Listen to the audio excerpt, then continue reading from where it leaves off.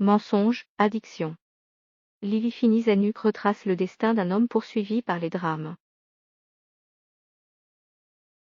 Quel intérêt accorder à une carrière, aussi brillante soit-elle, quand on évoque la vie tragique d'Eric Clapton? Natif du sud-est de l'Angleterre, bluesman de génie. Chacun en connaît déjà l'essentiel. D'ailleurs, le documentaire de Lili Fini-Zanuck retrace son parcours de ses débuts à aujourd'hui.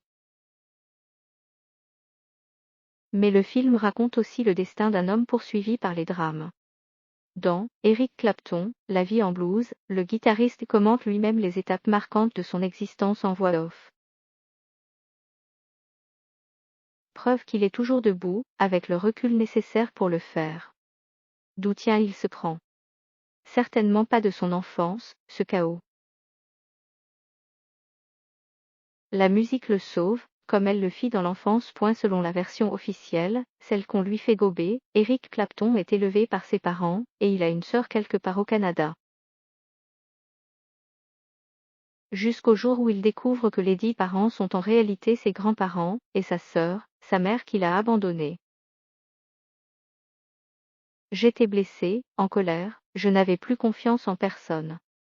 C'était comme si toute ma vie n'avait été qu'un mensonge, dit-il.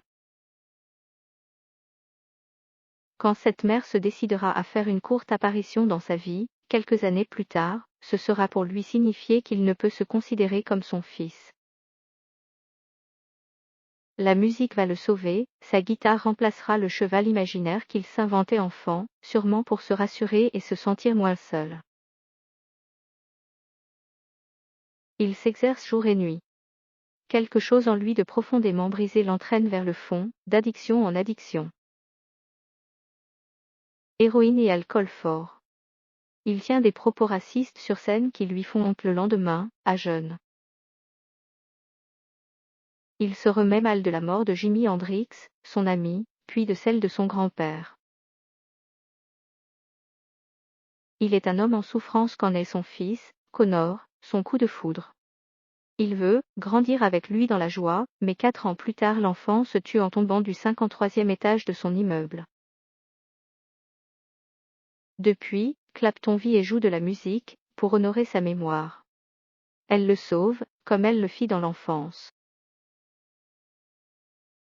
Il décide de ne plus sombrer, tombe amoureux, refonde une famille. Quelle force!